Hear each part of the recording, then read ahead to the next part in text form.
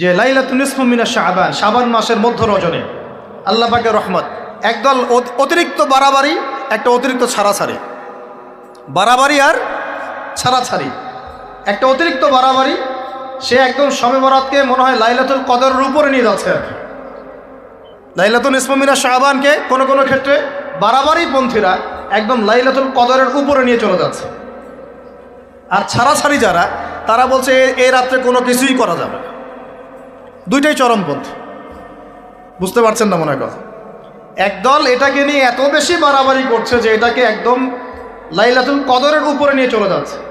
আরেক দল দেখা যাচ্ছে এটাকে এমনভাবে পরিত্যাগ করছে না, এই দিয়ে কিছুই করা যাবে না, একদম কোনো ফজিলতি নাই। এখন আসলে মধ্যম পন্থা কি, মাঝখানে আমরা কি করব তাও জানার দরকার আছে কি নাই? অনেক হাদিসের অনেক আলোচনা, প্রায় 40-50 পৃষ্ঠার বই, সব আলোচনা তো মাহফিলে করা সম্ভব না। আমি সারমর্মটুকু বলি। সারমর্ম কি? হাদিসের শবে বরাত নামে কোনো শব্দ নাই, এক নম্বর কথা। কি নাই ভাই? শবে বরাত নামে কোনো শব্দ নেই। আছে লাইলাতুন নিসফু মিনাশ শাবান, শাবান মাসের মধ্য রজনী। শাবান মাসের মধ্য রজনী। শাবান মাস কি? উত্তর, নবী সাল্লাল্লাহু আলাইহি ওয়াসাল্লাম রমজান মাসের পর যে মাসে রোজা রাখতে বেশি গুরুত্ব দিয়েছেন তার নাম শাবান। আমার সাথে বলেন, শাবান মাস কি? নবী সাল্লাল্লাহু আলাইহি ওয়াসাল্লাম রমজানের পরে যে মাসে রোজা রাখতে খুব বেশি গুরুত্ব দিয়েছেন তার নাম শাবান।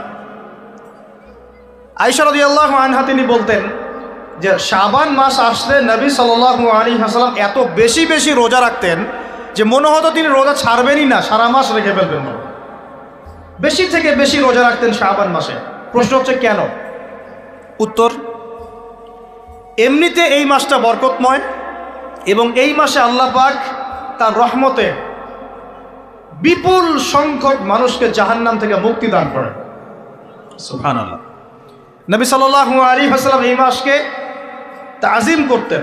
এই মাসের সম্মানার্থে, এই মাসে আল্লাহর রহমত বরকতের স্বার্থে নবী করিম সাল্লাল্লাহু আলাইহি ওয়াসাল্লাম এই মাসে বেশি বেশি রোজা রেখেছেন। সুন্নত কি শিখলাম?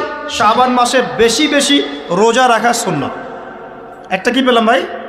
শাবান মাসে বেশি বেশি রোজা রাখা সুন্নত। আপনি যদি মুকিম হন, শরীর সুস্থ থাকে, মুসাফির না, আপনার সুস্থতা আছে, সব ঠিক আছে, আপনি চেষ্টা করবেন এই মাসে বেশি বেশি রোজা রাখার। পারা যাবে ইনশাল্লাহ। এটা নবীর সুন্নত হবে। আরেকটা হাদিস মাথায় নিয়ে নেন, আজকে সারা ওয়াজ ভুলে গেলে এই ওয়াজটা বলেন না। কি হাদিস? নবীজি বলছেন, তোমাদের সামনে, হে আমার সাহাবীরা, তোমাদের সামনে এমন একটা যুগ আসছে, ওই যুগে আমার সুন্নতকে ধরে রাখাটা হাতের মধ্যে আগুন ধরে রাখার মতো হবে। আমি অনেক দিন এই লেকচারে এই হাদিসটা বলেছি। তোমাদের সামনে এমন একটা কঠিন যুগ আসছে, জামানা সবরিন, সবরের যুগ, কঠিন যুগ। ওই যুগে ঈমান ধরে রাখা, মানে আমার সুন্নতের উপর থাকা, হাতে আগুন ধরে রাখার মতো হবে। ওই যুগে যদি তোমরা আমার একটা সুন্নতকে জীবিত করতে পারো, সমাজে একটা সুন্নত মরে গেছে, ওটাকে আবার জীবিত করতে পারো, তাহলে 50 জন শহীদ সাহাবীর নেকি পাবে। হাদিসটা বুঝলেন? শুধু নেকি না, আপনি 50 জন শহীদ সাহাবীর নেকি পাবেন যখন চলমান সমাজে একটা সুন্নত মিটে গেছে, নাই, মানুষ আমল করছে না, কিন্তু আপনি সেটাকে জীবিত করলেন। পারা যাবে ইনশাল্লাহ। একটা দেখাচ্ছি, যেমন সাহাবীদের যুগে মানুষ মসজিদে ঢুকলে কি করতো জানেন? আগে 2 রাকাত নামাজ পড়তো।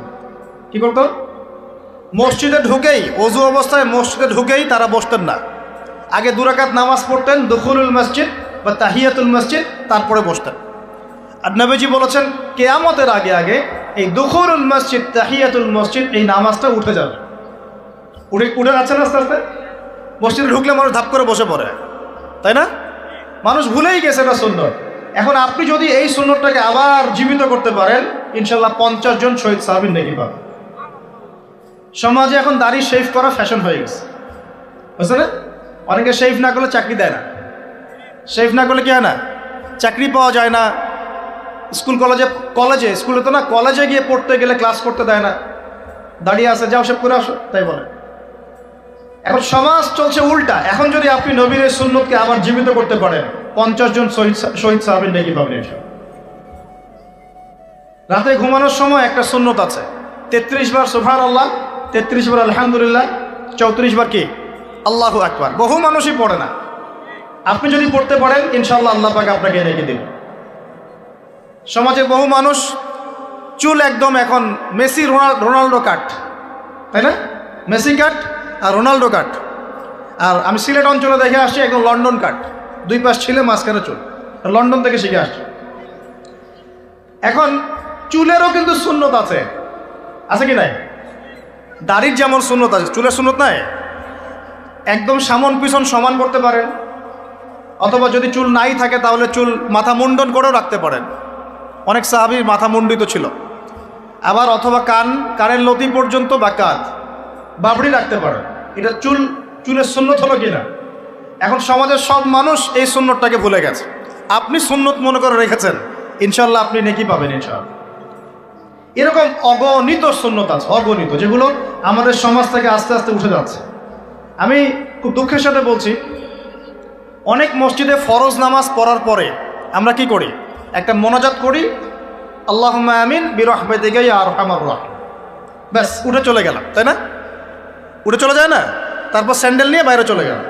অথচ সালাম ফিরানোর পরে একবার বলতে হয় আল্লাহু আকবার, কি বলতে হয়? তিনবার বলতে হয় আস্তাগফিরুল্লাহ আস্তাগফিরুল্লাহ আস্তাগফিরুল্লাহ।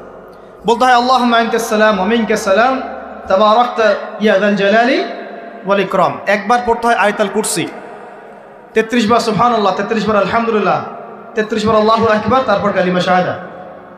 এরপর সূরা ফালাক একবার, সূরা নাস একবার, ইখলাস একবার।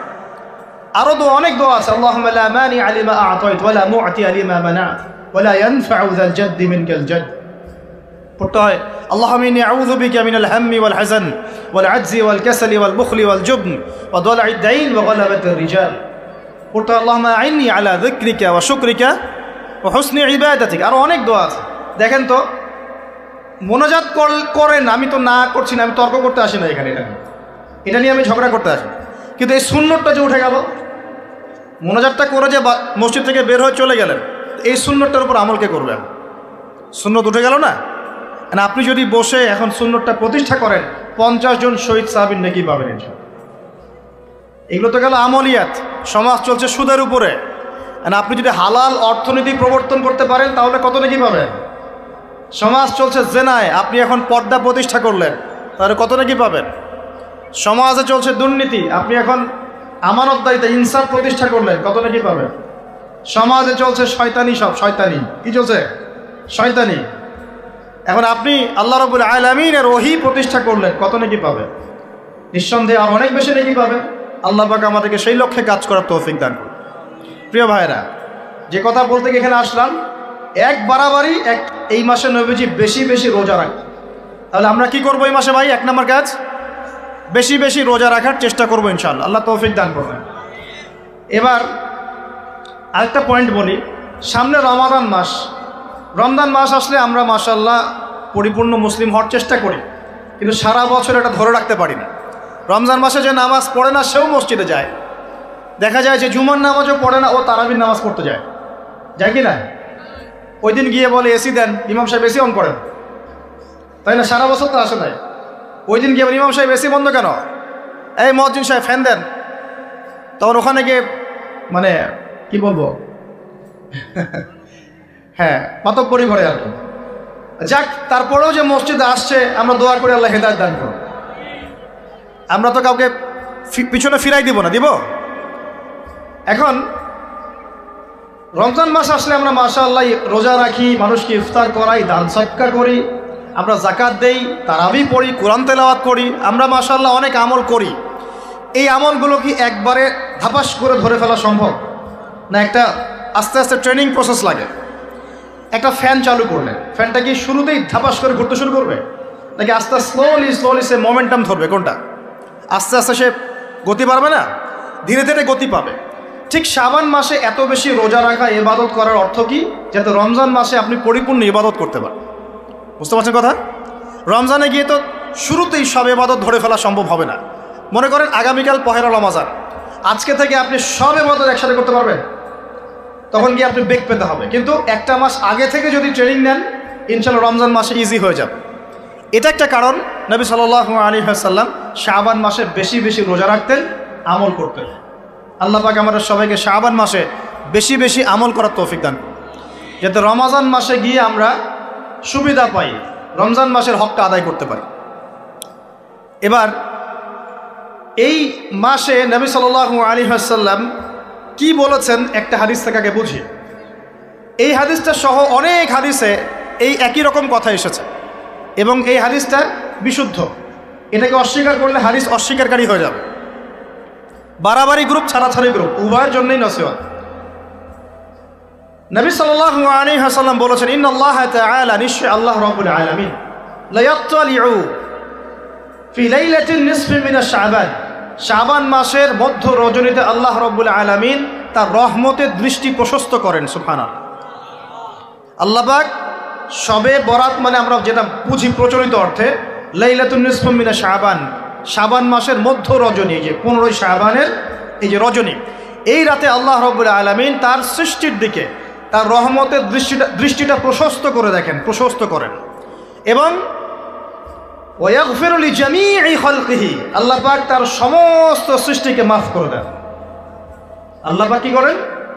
তার সমস্ত সৃষ্টিকে কি করেন? মাফ করে দেন। কথাটা ভালো করে বোঝেন। আল্লাহ পাক তার সমস্ত সৃষ্টিকে মাফ করে দেন, ইল্লা, তাদেরকে ব্যতীত। এক, ইল্লা লিমুশরিকিন, এক নাম্বার যে ব্যক্তি মুশরিক, যে শিরক করে আল্লাহর সাথে, যে আল্লাহর সাথে শিরক করে। আর দুই, মুশাহিনিন, যে ব্যক্তি অন্তরে মানুষের সাথে বিদ্বেষ পোষণ করে, হিংসা বিদ্বেষ মনে আছে এরকম ব্যক্তি, এবং মনের মধ্যে শিরক আছে, শিরকি আকীদা, মুশরিক, এই দুই শ্রেণীর মানুষ ছাড়া আল্লাহ পাক সমস্ত মানুষকে মাফ করবেন। তাহলে এই রাতের ফজিলত প্রমাণ হলো কিনা? রাতের ফজিলতটা প্রমাণ হলো কিনা? আচ্ছা, এখন এর ব্যাকআপ আরো অনেকগুলো হাদিস আছে। ওই সবগুলো হাদিসকে একত্রিত করলে এমনই কনক্লুশন আসে। এছাড়াও আরো কিছু দুর্বল হাদিস আছে, এগুলো দুর্বল, সনদগতভাবে অন্যান্যভাবে দুর্বল। ওখানে আরো কিছু পয়েন্ট পাওয়া যায় যে আর কাকে কাকে আল্লাহ পাক মাফ করেন না। সবাইকে তো মাফ করেন, আর কাকে কাকে করেন না। এই হাদিসে দুটো পেয়েছি, এটা একদম অকাট্য। এটা হলো মুশরিক, আল্লাহ পাক মাফ করেন না। দুই, যে অন্তরে হিংসা বিদ্বেষ পোষণ করে, হিংসা বিদ্বেষ আছে, এদেরকে আল্লাহ মাফ করেন না। আরো কিছু দুর্বল বর্ণনা থেকে পাওয়া যায়, এটা দুর্বল বর্ণনা, কিন্তু জেনে রাখতে তো সমস্যা নাই। সমস্যা আছে? আর পাপ তো পাপী, দুর্বল হাদিসে আসুক আর কঠিন হাদিসে আসুক, পাপ তো পাপী নাকি? পাপ ছাড়তে কোনো সমস্যা আছে? তো তৃতীয় এক শ্রেণীর নাম পাওয়া যায়, যারা হচ্ছে আত্মহননকারী, নিজেরা নিজেদেরকে আত্মহত্যা করেছে, এদেরকে আল্লাহ মাফ করেন। আত্মহনন বোঝেন কিনা? আত্মহত্যা যারা করে, আত্মহনন, এটা একটা শ্রেণী পাওয়া যায়। 4 নম্বর একটা পাওয়া যায় আত্মীয়তার সম্পর্ক ছিন্নকারী, আত্মীয়তার সম্পর্ক ছিন্নকারী। 5 নম্বর একটা পাওয়া যায়, সেটা হলো মাদক দ্রব্য সেবনকারী। মাদক দ্রব্য সেবনকারী, যুবকরা খুব ভালো করে শোনো এগুলো। মাদক দ্রব্য সেবনকারী আল্লাহ সবাইকে মাফ করেন, মাফ করছেন না। আরেকটা পাওয়া যায়, সেটা হলো যারা জেনার পাপে লিপ্ত আছে। কিসের পাপে ভাই? জেনার পাপ। এরকম আর কিছু ব্যাকআপ পাওয়া যায়, কিন্তু এগুলোর বর্ণনা দুর্বল। বর্ণনা কি? দুর্বল, কিন্তু পাপ তো পাপই নাকি? এই পাপগুলো তো পাপ, এই পাপগুলো করলে কি আল্লাহ খুশি হন? অকাট্য সহি থেকে পাওয়া যায় এই দুইটা, মুশরিক এবং মুশাহিদ, যারা শিরক করে, অন্তরে বিদ্বেষ পোষণ করে, আল্লাহ পাক এদেরকে মাফ করেন। এখন আগে জানি শিরক থেকে কিভাবে বাঁচবো, শিরক কি এবং কেন, তারপরে জানবো হিংসা বিদ্বেষ, তারপরে আমরা যাব এই রাত্রে আমরা কি করতে পারি। মনে রাখবেন, আমল করতে হবে 3টা বিষয় খেয়াল রেখে। কয়টা বিষয় ভাই? আমল করতে হবে 3টা বিষয় খেয়াল রেখে। এক, আমল করতে হবে একমাত্র আল্লাহ পাকের সন্তুষ্টির জন্য। 1 নম্বর কি বলেন? এক আল্লাহর সন্তুষ্টির জন্য, কারো সন্তুষ্টির জন্য না, কারো জন্য না, শুধু কার জন্য? দলিল হচ্ছে ইন্নাস সালাতি ওয়া নুসুকি ওয়া মাহইয়ায়া ওয়া মামাতি লিল্লাহি রাব্বিল আলামিন ফাসাল্লি লিরাব্বিকা ওয়ানহার। 2, আমল হতে হবে একমাত্র নবী সাল্লাল্লাহু আলাইহি ওয়াসাল্লামের সুন্নাত মোতাবেক। কার সুন্নাত মোতাবেক? নবী এবং সাহাবীদের সুন্নতের সাথে মেলে না, সেই আমল করা যাবে না। নবী এবং সাহাবীদের সুন্নতের সাথে মেলে না, সেই আমল করা যাবে না। 3 নাম, আমলটা যত সুন্দরী মনে হোক, আমলটা যত সুন্দরী মনে হোক আর যত মানুষই করুক, যত মজাদার মনে হোক না কেন, নবী করেন নাই, সাহাবীদের থেকে প্রমাণ নাই, আমল করব না। করলে বেদাত হয়ে যাবে। কি হবে? বেদাত হয়ে যাবে। আর 3 নাম্বার হচ্ছে, আমলগুলো করার আগে অবশ্যই আপনার রিজিকটাকে হালাল করতে হবে। কি করতে হবে ভাই? ব্যাস এই তিনটা শর্ত পূরণ করে আমল করলে ইনশাআল্লাহ তাআলা আমরা জান্নাতে যাব ইনশাআল্লাহ। আমরা আশাবাদী আল্লাহ পাক আমাদেরকে জান্নাত দিবেন ইনশাআল্লাহ। আল্লাহ পাক এক রাতে রহম করে সমস্ত মাখলুক সৃষ্টিকে মাফ করে দিচ্ছেন, শুধু শিরক এবং হিংসার বিদ্বেষ পোষণকারীকে মাফ করছেন না। বুঝতে হবে এই পাপ দুটো কত কঠিন। এবার আসেন প্রথমে একটু শিরক নিয়ে কথা বলি, তারপরে মুশাহিন নিয়ে কথা বলি। ধৈর্য ধরবেন তো নাকি? দেরি হচ্ছে? সবর করেন। এখন প্রথমে জানি শিরক কি এবং কেন। শিরক হচ্ছে এমন একটা পাপ, যেই পাপ আমল নামায় থাকলে পরে বিনা তওবায় যদি সেই ব্যক্তি মারা যায়, আল্লাহ পাক তাকে মাফ করবেন না। ভালো করে শোনেন, শিরক এমন একটা পাপ, যে পাপ যদি আমল নামায় থেকে যায়, বিনা তওবায় সে মারা যায়, শিরকের পাপ নিয়ে আল্লাহর সামনে দাঁড়ায়, আল্লাহ তাকে মাফ করবেন না। দলিল সূরা নিসা, আল্লাহ পাক বলছেন ইন্নাল্লাহা লা ইয়াগফিরু আন ইউশরাকা বিহি ওয়া ইয়াগফিরু মা দুনা যালিকা লিমান ইয়াশা। আল্লাহ পাক তার সাথে শিরকের গুনাহ মাফ করবেন না, এছাড়া যে কোনো গুনাহ যাকে ইচ্ছা মাফ করবেন। বুঝাচ্ছি, মনে করেন একজন ব্যক্তি জেনা করেছে, কথার কথা নাউজুবিল্লাহ, একজন ব্যক্তি জেনা করেছে বা মিথ্যা কথা বলেছে বা ধরেন মদ খেয়েছে ইত্যাদি। এখন সে তওবা করলে তো মাফ পেতই, তওবা করলে মাফ হতো না? তওবা করলে মাফ তো পেতই। মনে করেন তওবা না করেই মারা গেছে, আল্লাহ পাক চাইলে কিয়ামতের মাঠে এই পাপও বিনা তওবাতেই মাফ করতে পারে। কথা বুঝতে পারছেন? বুঝতে পারছেন না মনে হয়। মনে করেন একজন ব্যক্তি মদ খেয়েছে, জেনা করেছে ইত্যাদি, সে তওবা করার ফুরসত পায় নাই, বিনা তওবায় মারা গেছে। আল্লাহ পাক চাইলে কিয়ামতের মাঠে তওবা না করা সত্ত্বেও আল্লাহ পাক তাকে মাফ করতে পারে। কিন্তু একজন ব্যক্তি শিরকের পাপ করেছে, তওবা না করে মারা গেছে, আল্লাহ পাক কিয়ামতের মাঠে শিরকের পাপ মাফ করবে। আমি কি বুঝতে পারছি? অন্য পাপের কারণে আল্লাহ রাব্বুল আলামিন শাস্তি দিয়ে হোক, কোনো একটা ভাবে হোক, নবীর সুপারিশের মাধ্যমে হোক, তাকে জাহান্নামে গেলেও সেখান থেকে বের করে জান্নাতে দিবেন ইনশাআল্লাহ। কিন্তু শিরকের পাপ যার আমলনামায় থাকবে, তার উপর জান্নাতকে হারাম করে দেওয়া হয়েছে। বলেন নাউজুবিল্লাহ। সূরা মাইদায় দলিল আছে, শিরকের পাপ যার আমলনামায় আছে তার জন্য জান্নাতকে হারাম করে দেওয়া হয়েছে। শিরক মানে অংশীদার সাব্যস্ত করা, আল্লাহ পাকের সাথে কাউকে সমকক্ষ করা। শিরক কত প্রকার হয়? উত্তর 3 প্রকার। কয় প্রকার ভাই? বিশ্বাসে শিরক হয়, মানে আকীদায় শিরক হয়। আমলে শিরক হয়, মানে কাজে শিরক হয়। কথা বা লিসানে শিরক হয়। মনে থাকবে? 1 নাম্বার কিসে শিরক হয়? বলেন আমার সাথে। বিশ্বাসে শিরক হয়, আকীদায় শিরক হয়। 2 নাম্বার আমলে শিরক হয়, কাজে শিরক হয়। 3 নাম্বার কথায় শিরক হয়। কয়েকটা এক্সাম্পল দিয়ে বুঝতে পারবেন। একজন ব্যক্তি মনে করেন বিশ্বাস করে যে আল্লাহ বলতে কেউ নাই, কি হবে এটা? বলেন শিরক। একজন ব্যক্তি মনে করেন বিশ্বাস করে যে আল্লাহ আছে, আরো ইলাহ আছে, তাহলে কি হবে? কেউ যদি বিশ্বাস করে আল্লাহর সন্তান আছে, কি হবে? কেউ যদি বিশ্বাস করে মহাবিশ্ব আল্লাহ সৃষ্টি করে নাই, বিগ ব্যাং থেকে সৃষ্টি হয়েছে, কি হবে? কেউ যদি বিশ্বাস করে আল্লাহ মানুষকে সৃষ্টি করে নাই, মানুষ বানর থেকে হয়েছে, কি হবে? আচ্ছা, বিশ্বাসগত শিরক। কেউ যদি মনে করে আল্লাহ ছাড়া অমুকে আমার সন্তান দিতে পারে, কি হবে? কেউ যদি বিশ্বাস করে যে আল্লাহকে পাওয়ার জন্যে আমাকে মাধ্যম ওসিলা পূজা করতে হবে, তাহলে কি হবে? কেউ যদি চন্দ্র, সূর্য, গ্রহ, নক্ষত্র, গাছপালা, মূর্তি এসবে পূজা করে, কি হবে? এগুলো বিশ্বাসগত শিরক। কেমন শিরক ভাই? বিশ্বাসগত শিরক। 2 নাম্বার আসেন আমলগত, কাজগত শিরক। কেমন? মনে করেন সেজদা করতে হয় কার জন্যে?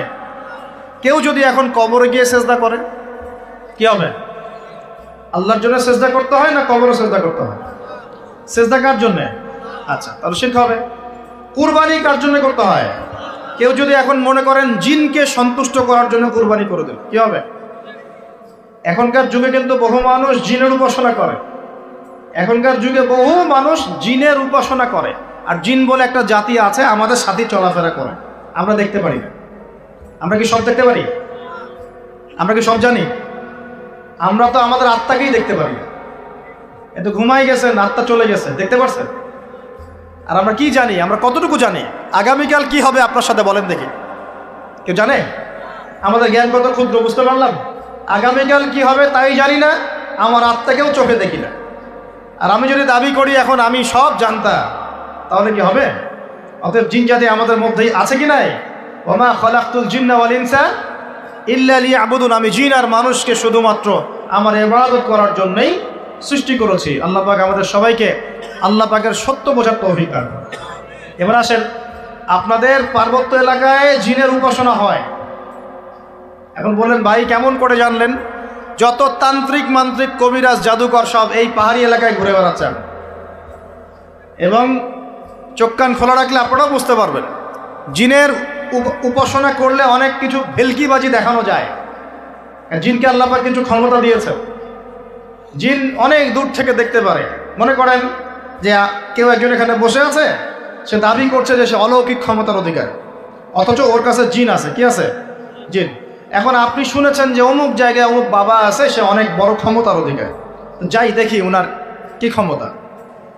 এখন আপনি রাস্তায় আসছেন, তার সেই জিন তো আগেই দেখতে পাচ্ছে আপনি আসছেন দূর থেকে, সে আগে খবর দিল আসতেছে মক্কেল, ওই যে মক্কেল আসতেছে।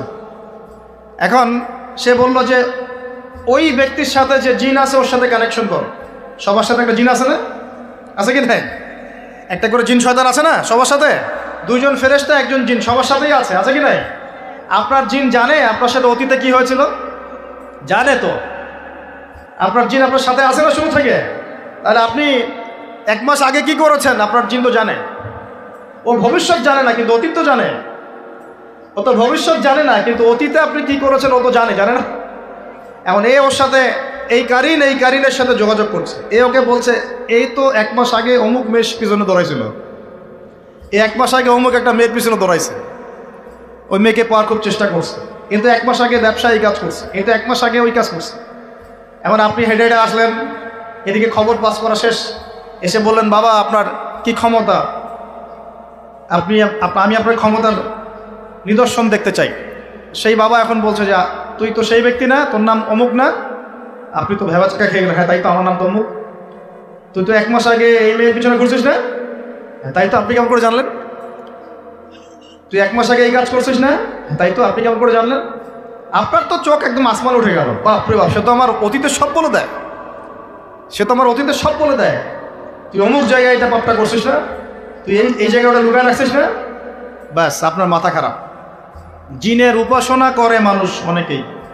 আর জিনরা কি করে? অনেক সময় আসমানের কাছে যায় সংবাদ নেওয়ার জন্য। সূরা মুলক পড়েন, সূরা মুলকের 1ম পৃষ্ঠা পড়েন। আল্লাহ পাক ওদেরকে তাড়ানোর জন্যে আসমানের মধ্যে এই উল্কাপিণ্ড নক্ষত্র নিক্ষেপ করেন। রুজুম আল্লিশ শায়াতিন, আল্লাহ বলেছেন এই নক্ষত্রগুলা আমি রুজুম আল্লিশ শায়াতিন, শয়তানদেরকে তাড়ানোর জন্য রেখেছি। পৃথিবীতে অনেক কিছুই ঘটে, আমরা খালি চোখে বুঝতে পারি না। এখন কেউ যদি জিনের উপাসনা করে, জিনকে সন্তুষ্ট করার জন্যে এই কুরবানি করে, তাহলে কি শিরক হবে কি না? সেজদা কার জন্যে? অন্য কারোর জন্যে করলে কি হবে? কুরবানি কার জন্যে? অন্য কারোর জন্যে করলে কি হবে? কার নামে কসম করতে হয়? যদি অন্য কারো নামে কসম করি, এই যে এখন বাপের নামে কসম, মায়ের নামে কসম করেন কেন? কসম করা যাবে না এভাবে। মান হালাফা বিগাইরি ইসমিল্লাহি ফাকাদ কাফার, কেউ যদি আল্লাহ ছাড়া অন্য কারো নামে কসম করে সে কুফরি করবে। যদি কসম করতেই হয় আপনাকে আল্লাহরই কসম করতে হবে। যদি কসম করতে হয় কার কসম করবেন? আর আল্লাহর কসম করে কি মিথ্যা বলতে পারবেন? মিথ্যা বললে তখন কাফারা দেওয়া লাগবে। আচ্ছা, কাফারা কি? সবচেয়ে সহজ কাফারা হচ্ছে 3টা রোজা রাখা। কয়টা রোজা? 3টা। আসেন আমরা যাই। এখন কসম করবো আল্লাহর জন্যে, দোয়া করেন কার কাছে? দোয়া কার জন্যে? এখন যদি অন্য কারোর কাছে দোয়া করা শুরু করি, সন্তানকে দিবে, অন্য কারোর কাছে চাওয়া শুরু করি। মনে করেন আপনার রোগ ব্যাধি দেওয়ার ভালো করার মালিককে, যদি এখন আপনি একটা আংটি পরে মনে করেন এই আংটি আপনার রোগ ভালো করবে, কি হবে? শিরক হবে কি না? এরকম অগণিত কাজের শিরক আমরা করছি। আল্লাহ পাক আমাদের শিরক থেকে বাঁচান। আর ভবিষ্যতের মালিককে, সময়ের মালিককে, ভবিষ্যৎ কে জানে? রাস্তায় টিয়া পাখি দেখে ভাগ্য পরীক্ষা করছে, ও কি ভবিষ্যৎ বলতে পারবে? যদি ওখানে গিয়ে হাত দেখান শিরক হবে না? রাশিফল দেখা যায়, রাশিফল কি? রাশিফল আজকে তোমার দিনটা কেমন যাবে, কালকে তোমার দিনটা কেমন যাবে, আছে না? তো এগুলো বিশ্বাস করলে কি হবে? এবং পদে পদে শিরকে নিমজ্জিত আছে। এগুলো তো গেল আমলগত শিরক, আরও অনেক শিরক আছে। আমাদের কথার মধ্যেও শিরক হয়। কিসের মধ্যে? কথার মধ্যে। যেমন আমরা বলি ডাক্তার ভালো ছিল, না হলে রোগীকে বাঁচানো যেত না, বলি কি না? অনেকে বলি না, শিরক হবে। কেউ যদি বলে যে ড্রাইভারটা ভালো ছিল, না হলে গাড়ি নির্ঘাত অ্যাক্সিডেন্ট করতো, কি হলো কথায়? আরেকটা বিষয় আছে, আমরা অনেক সময় ইবাদত করি মানুষকে দেখানোর জন্য, সবাই বড় দানবীর বলবে, আমাকে নামাজি বলবে, এটাও কি? এটাও শিরক। কথার মধ্যে আর অনেক শিরক করি। সার্বভৌম ক্ষমতার মালিককে, তাবারাকাল্লাযী বিয়াদিহিল মুলক, সার্বভৌম ক্ষমতার মালিককে। আর আমরা যদি মনে করি আমরাই সার্বভৌম ক্ষমতার মালিক, কি হবে? ঠিক হবে না? এরকম প্রচুর শিরকে আমরা নিমজ্জিত আছি। সবচেয়ে বড় যে শিরকটা এখনকার বিশ্বে চলছে সেটা হলো আল্লাহ পাকের হালালকে আমরা হারাম করে নিচ্ছি, আল্লাহর হারামকে হালাল করে নিচ্ছি। করছে কি না? বুঝতে পারছেন না মনে হয়। মাদক দ্রব্য কি হালাল না হারাম? আমরা অনেক সময় হালাল করে নিয়েছি, তাই নাই? জেনা হারাম না হালাল? আমরা এখন জেনাকে প্রমোট করছি, উস্কে দিচ্ছি। সমকামিতা হালাল না হারাম? এই সমকামিতার ব্যাধি ছড়িয়ে পড়েছে এখন সমাজের রন্ধ্রে রন্ধ্রে, পড়েছে না? এদেরকে আল্লাহ পাক এমন শাস্তি দিবেন যে শাস্তি আল্লাহ পাক কুল কায়নাতে কাউকে দেন নাই। কেমন শাস্তি দিবেন? কওমে লূতকে আল্লাহ রাব্বুল আলামিন মাটি থেকে উপরে উঠিয়ে আকাশ থেকে পাথর বর্ষণ করে থেতলে দিয়ে আবার মাটিতে দাফন করে দিয়েছে কওমে লূতকে। আল্লাহু আকবার। এই শাস্তি অপেক্ষা করছে এদের জন্য। সুদ হালাল না হারাম? আমরা কি এটাকে জায়েজ করে নিচ্ছি কিনা, খাচ্ছি কিনা? এই বিশ্বের সবচেয়ে বড় একটা সমস্যা চলছে, আল্লাহ পাকের হারামকে আমরা হালাল করছি, হালালকে হারাম করিনি, এটাও শিরক। এখন আল্লাহ পাক যে বলছেন সবাইকে মাফ করে দিবেন আল্লাহ পাক, শিরক যে করে তাকে মাফ করবেন না। এখন বলেন কত পার্সেন্ট মানুষ মাফ পাবে? এই পাপগুলো কত মানুষ করছে? সবাই করছে না? মোটামুটি সবাই মোটামুটি শিরক করছে। আমরা আল্লাহ পাক আমরা সবাইকে শিরকের পাপ থেকে বাঁচিয়ে রাখুন।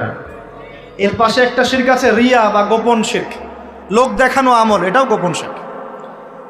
আর এক শ্রেণী। আচ্ছা, এখানে একটা কথা বলে রাখি, এই শিরকগুলো থেকে বেঁচে থাকলে কি হবে? শিরক থেকে বেঁচে থাকলে আপনার আমল নামায় যদি আসমান জমিন সমান গোনাও থাকে, আল্লাহ পাক সমস্ত গোনা মাফ করে দিবেন ইনশাআল্লাহ। মনে করেন একজন ব্যক্তির আমল নামায় জেনা, সুদ, ঘুষ, হাবি জাবি দুনিয়ার পাপ দিয়ে ভর্তি, কিন্তু কোনো একটা কারণে বা কোনো একভাবে তার আমল নামায় শিরকের কোনো গোনা নাই, শিরক করে নাই, ইনশাআল্লাহ তাআলা কোনো না কোনো ওসিলায় হলে আল্লাহ পাক তাকে কিয়ামতের মাঠে মাফ করে দিবেন ইনশাআল্লাহ। একটা হাদিস বললেই যথেষ্ট হবে, তারপরে সামনে যাব। রাসূল সাল্লাল্লাহু আলাইহি ওয়াসাল্লামকে আল্লাহ পাক মেরাজের রাতে ওয়াদা করেছেন। কোন রাতে ভাই? মেরাজের রাতে ওয়াদা করেছেন, হে মুহাম্মদ সাল্লাল্লাহু আলাইহি ওয়াসাল্লাম, তোমার উম্মতের মধ্যে যে কোনো ব্যক্তি যত বড়ই পাপ করুক না কেন, আসমান জমিনের সমানও যদি পাপ করে আমার সামনে দাঁড়ায়, কিন্তু তার আমল নামায় শিরকের পাপ নাই, আমি আল্লাহ তার সামনে আসমান জমিন সমান ক্ষমা নিয়ে হাজির হব, মানে সে মাফ পেয়ে যাবে ইনশাআল্লাহ। অতএব শিরক মুক্ত আমল করতে পারলে ইনশাআল্লাহ এই নিসফু মিনা শাবান, লাইলাতুন নিসফি মিনা শাবান, এই শবে বরাত যেটা আপনারা বলছেন, এই রাতে আল্লাহ পাকের ক্ষমা আমরা পেয়ে যাব ইনশাআল্লাহ। শিরক মুক্ত আমল করতে পারলেই ক্ষমা হবে ইনশাআল্লাহ। আল্লাহ পাক আমাদের সবাইকে শিরক থেকে বেঁচে থাকার তৌফিক দান করুন। এই শিরক সম্পর্কে বিস্তারিত জানার জন্য শিরক কি ও কেন, কিতাব ও তাওহীদ, তারপরে কোরআন সুন্নাহর আলোকে ইসলামী আকীদা, এই বইগুলো পড়াশোনা করেন, ইনশাআল্লাহ জানতে পারবেন। আর এক শ্রেণী মানুষকে আল্লাহ পাক মাফ করবেন না। এরা কারা? মুশাহিন। মুশাহিন মানে কি? যারা একে অপরের সাথে হিংসা বিদ্বেষ পোষণ করে। এখন বলেন দেখি, হিংসা বিদ্বেষ পোষণ করেন এমন মানুষ আছে এখন? বলেন দেখি। রাজনৈতিক অঙ্গনে একজন আরেকজনের সাথে হিংসা করছে কিনা? সামাজিক নেতৃত্ব নিয়ে একজন আরেকজনের সাথে হিংসা করছে কিনা? পরিবারের মধ্যেও একজন আরেকজনের সাথে হিংসা করছে কিনা? ভাই একজন আরেকজনের সাথে হিংসা করছে কিনা? আলেম একজন আরেকজনের সাথে হিংসা করছে কিনা? করছে না? বক্তা একজন আরেকজনের সাথে হিংসা করে কিনা? ধর্ম থেকে শুরু করে বিশ্ব রাজনীতি পর্যন্ত হিংসার দাবান হলে এখন পুরো বিশ্বের মানুষ জ্বলে পুরো শেষ হয়ে যাচ্ছে, হচ্ছে না? মহিলা হিংসা করে কিনা? সতীনে হিংসা করে কিনা? সতীন বোঝেন কিনা? বিয়েই তো করেন নাই, সতীন বুঝবেন কি? সতীন কি জিনিস? দুই বউ, এক বউ আরেকবার কি হয়? সতীনে হিংসা করে কিনা? আয়েশা রাদিয়াল্লাহু আনহার বাসায়, মানে ঘরে নবী সাল্লাল্লাহু আলাইহি ওয়াসাল্লাম বসে আছেন, ঢুকেছেন, আর অন্য একজন স্ত্রীর ঘর থেকে একটা খাবার আসতে পারে না, ভালোবেসে মহব্বত করে হাদিয়া দিয়েছেন। আয়েশা রাদিয়াল্লাহু আনহা যখন দেখলেন তার ঘরের মধ্যে খাবার পাঠিয়েছে অন্য একজন স্ত্রী, পুরো থালাটাকে মাথার উপর নিয়ে ধাবাস করে ভেঙে ফেলে দিলেন। তো রাসূলুল্লাহ সাল্লাল্লাহু আলাইহি ওয়াসাল্লাম মুচকি মুচকি হাসছেন, আর উপস্থিত হয়তো আরও দু একজন ছিলেন, তাদেরকে বলছেন যে তোমাদের মা রাগ করেছে। তিনি নিজেই হাতে সেগুলো তুললেন, সব ভাঙাচুরা পিসগুলো নিজে তুললেন, তুলে রেখে দিয়ে ভালো থালা বাটিগুলো হাদিয়া পাঠালেন ওই স্ত্রীর ঘরে যে ঘর থেকে খাবার এসেছে। এইভাবে ডিল করতে হয় আর কি। রাসূল সাল্লাল্লাহু আলাইহি ওয়াসাল্লাম তখন রাগ হন নাই, কেন এই কাজ করলাম, কেন এই কাজ করলাম। আরেকদিন আয়েশা রাদিয়াল্লাহু আনহা একটা কথা বলে ফেলেছেন। নবী সাল্লাল্লাহু আলাইহি ওয়াসাল্লাম তার কোন এক স্ত্রীর কাছ থেকে এসেছেন। আয়েশা রাদিয়াল্লাহু আনহা বলছেন, আপনি তার সাথে আপনি তার কথা কিভাবে স্মরণ করেন? সে তো একটু খাটো, এরকম একটা কথা বলেছেন, সে তো একটু খাটো, একটু বেটে। আয়েশা রাদিয়াল্লাহু আনহাকে আমাদের নবীজি বলছেন, শোনো, তুমি এমন একটা কথা বলেছ, আমাদের সবার জন্য হেদায়েত আছে, তুমি এমন একটা কথা বলেছ, এই কথাটা যদি সমুদ্রের সাথে মিশিয়ে দেওয়া হয় পুরো সমুদ্রের পানি দূষিত হয়ে যাবে, বলি নাউজুবিল্লাহ। এই যে এতটুকু কথা, যে সে তো একটু খাটো ইয়া রাসূলুল্লাহ, এই যে এতটুকু কথা, খালি এই যে অত কালো, অত অমুক, অত তমুক, অত গরিব, অত কৃষক, অত ছোট লোক, অত এই যে রিক্সাওয়ালা, আমরা কথা বলি না এগুলো, আমাদের এগুলো কথা আছে না সমাজে। এগুলো বলার সাথে সাথেই এটা এমন পাপ হয়ে যায়, সাগরের মধ্যে এই পাপ মিশিয়ে দিলে সাগরের পানি নষ্ট হয়ে যাবে, নাউজুবিল্লাহ। এরকম হিংসা বিদ্বেষ মনে থাকলে তাজকিয়া পাওয়া যায় না। তাজকিয়া মানে আত্মশুদ্ধি। তো এখানে এটা স্বভাব সুলভ, মানুষের মধ্যে এসে যায়, আসে কি না, আসে না? এই সবে লাইলাতুন নিসফু মিনা শাবানের হাদিসগুলোর মধ্যে একটা হাদিসে আসছে, সনদের কথা আমি বলছি না, আমি প্রসঙ্গটা বলছি, যে আয়েশা রাদিয়াল্লাহু আনহা বলছেন, আমি ঘুম থেকে উঠে দেখি রাসূল সাল্লাল্লাহু আলাইহি ওয়াসাল্লাম নামাজ পড়ছেন। কি পড়ছেন? নামাজ, তার ঘরে নামাজ পড়ছেন। নামাজে এত লম্বা সেজদা করছেন যে আমার কাছে মনে হলো নবী মনে হয় ইন্তেকাল করেছেন, নাউজুবিল্লাহ। তারপরে আমি তাকে তার বুড়ো আঙ্গুল ধরে নাড়া দিলাম। নবী সাল্লাল্লাহু আলাইহি ওয়াসাল্লাম তাড়াতাড়ি নামাজ শেষ করলেন, শেষ করে বললেন, আজকের রাত এমন একটা রাত, এই রাতে আল্লাহ রাব্বুল আলামিন তার অসংখ্য বান্দাকে মাফ করে দেন।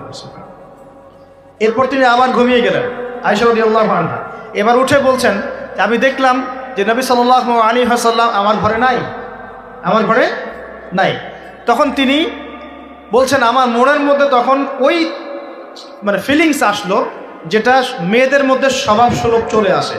আমি মনে করলাম যে রাসূলুল্লাহ সাল্লাল্লাহু আলাইহি ওয়াসাল্লাম কি অন্য কোনো স্ত্রীর ঘরে চলে গেলেন আমাকে ছেড়ে।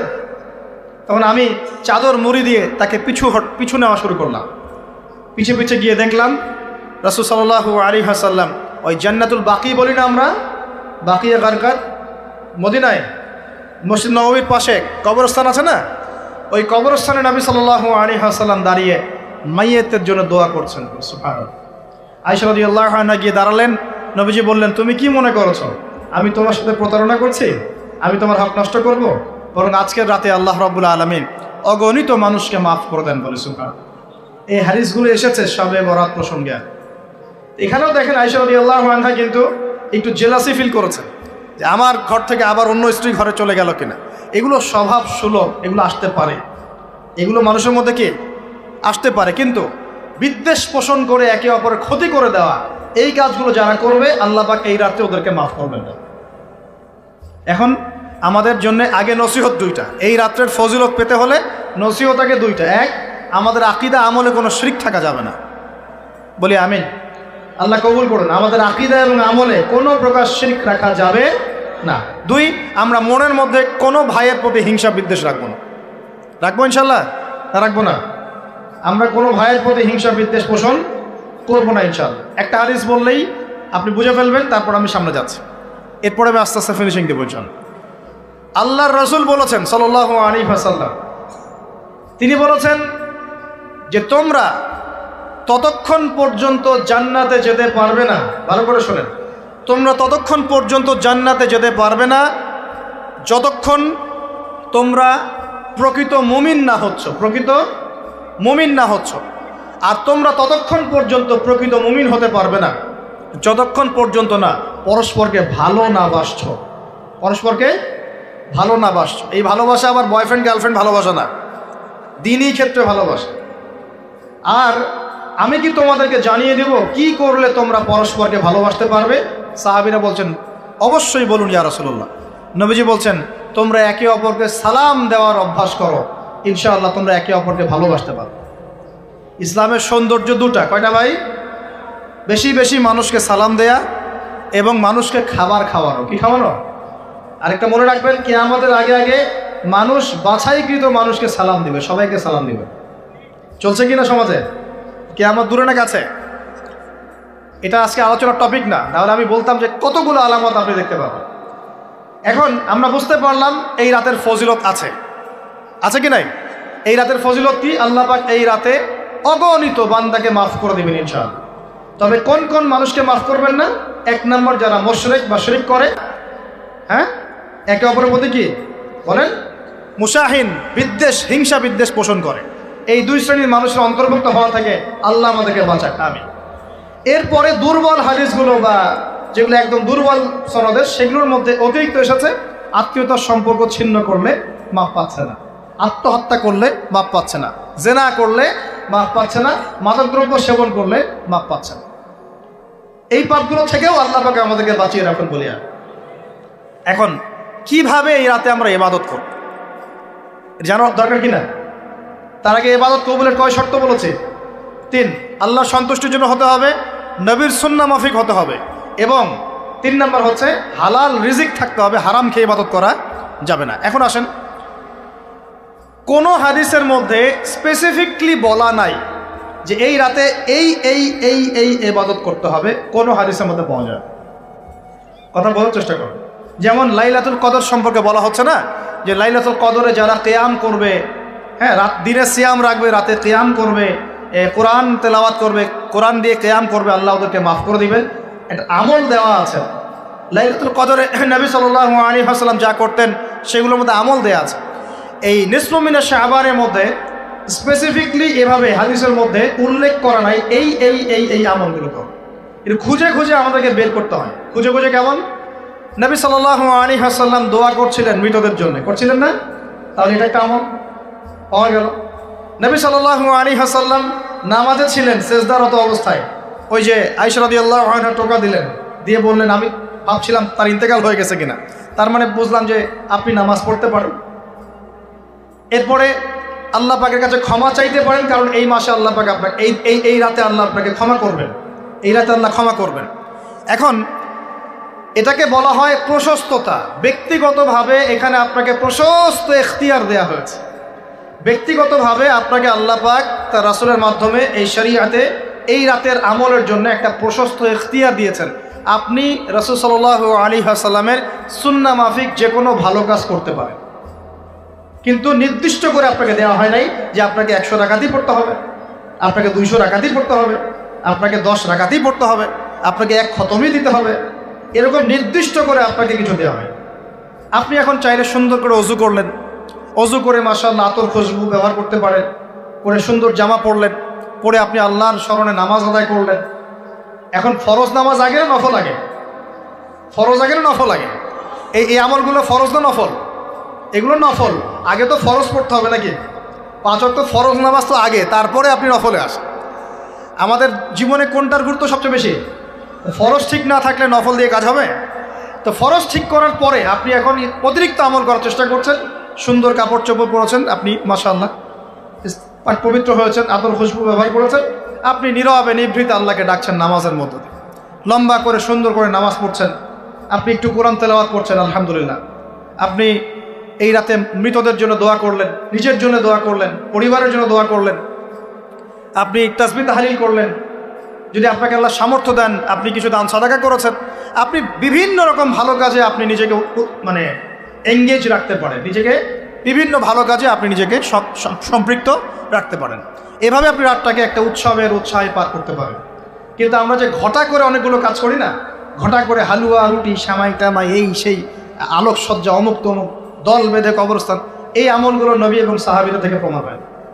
আমি বুঝতে পারছি, আমল করতে আপনাকে নিষেধ করা হয় নাই, কিন্তু বাড়াবাড়ি করবেন না, ছাড়াছাড়ি করবেন। মধ্যমপন্থী থাকেন, ব্যক্তিগতভাবে আপনি আপনার মতো করে আমল করতে পারেন। আপনাকে ইখতিয়ার, প্রশস্ততা দেওয়া হয়েছে। আপনি একটু নামাজ পড়েন, একটু তেলাওয়াত করেন, একটু জিকির করেন, দোয়া করেন, আপনি আল্লাহর কাছে চেয়ে নেন। আরেকটা হাদিস আছে, এই রাতে আল্লাহ রাব্বুল আলামিন প্রথম আসমানে নেমে আসেন। সুবহানাল্লাহ। আল্লাহ পাক কেমন করে নেমে আসেন এটা আমাদের ব্যাখ্যার বাইরে, আর এটা সত্তাগতভাবে না, আল্লাহ পাকের রহমান নেমে আসেন। আল্লাহ পাক আহ্বান করতে থাকেন, কে আছে আমার কাছে কিছু চাইবে আমি তাকে দিব, কে আছো আমার কাছে ক্ষমা চাইবে আমি মাফ করে দিব, কে আছো আমাকে ডাকবে আমি তার ডাকে সাড়া দিব। সুবহানাল্লাহ। আল্লাহ পাক এই পুরো রাত বলতে থাকে। আরেকটা কথা মনে রাখবেন, এভাবে কিন্তু আল্লাহ পাক প্রত্যেক রাতেই বলতে থাকেন, শুধু এই একটা রাতেই নয়, প্রত্যেক রাতেই আল্লাহ পাক বলতে থাকেন। কিন্তু এই রাতে স্পেশালি আল্লাহ পাক অগণিত মানুষকে মাফ করে দেবেন ইনশাআল্লাহ। তা আমরা আল্লাহর কাছে দোয়া করি, আল্লাহ পাক আমাদের সবাইকে যেন সুস্থতার সাথে শাবান মাসে বেশি বেশি রোজা রাখার তৌফিক দান করে, এবং যে আমলগুলো সুন্নাহসম্মত, এই সুন্নাহসম্মত আমলগুলো আল্লাহ আমাদের করার তৌফিক দান। বাড়াবাড়ি পর্যায়ে চলে যাবেন না, একবার ছাড়াছাড়ি পর্যায়ে চলে যাবেন। মধ্যমপন্থী থাকেন, রাতের ফজিলতটাকে আল্লাহর কাছে চেয়ে নেন, এবং আল্লাহর কাছে মাফ পাওয়ার জন্য যে পাপগুলোকে ছাড়তে হবে, যেমন শিরক, হিংসা বিদ্বেষ ইত্যাদি ইত্যাদি, এই পাপগুলোকে ছেড়ে দিয়ে আল্লাহর কাছে নিজেকে প্রমাণ করার চেষ্টা করি। আল্লাহ পাক আমাদের সবাইকে তৌফিক দান করুন, বলি আমিন। আকুলু কওলি হাযা আস্তাগফিরুল্লাহ লি ওয়া লাকুম ওয়া লিসাইরিল মুসলিমিন। বারাকাল্লাহু লানা ওয়া লাকুম বিল আয়াতিল হাকীম। ইন্নাহু তাআলা জাওয়াদুন কারীমুন রাউফুর রহিম। আপনারা উঠবেন না, আপনারা বসবেন। আমাদের পাশের ভাই তিনি কিছু কথা বলবেন, আমাদের সম্মানিত গেস্ট আছেন উনি কিছু কথা বলবেন, এরপরে আমরা সংক্ষিপ্ত মুখতাসার দোয়া দিয়ে ইনশাআল্লাহ আমাদের মাহফিল শেষ করবেন। আর যদি কারো কোনো প্রশ্ন থাকে লিখিত আকারে এখানে দিতে পারি ইনশাআল্লাহ। আমরা দোয়া করি আল্লাহ পাক আমাদের সবাইকে যেন যা শুনলাম এটা বুঝে আমল করার তৌফিক এনায়েত করেন, সকলেই বলি আমিন।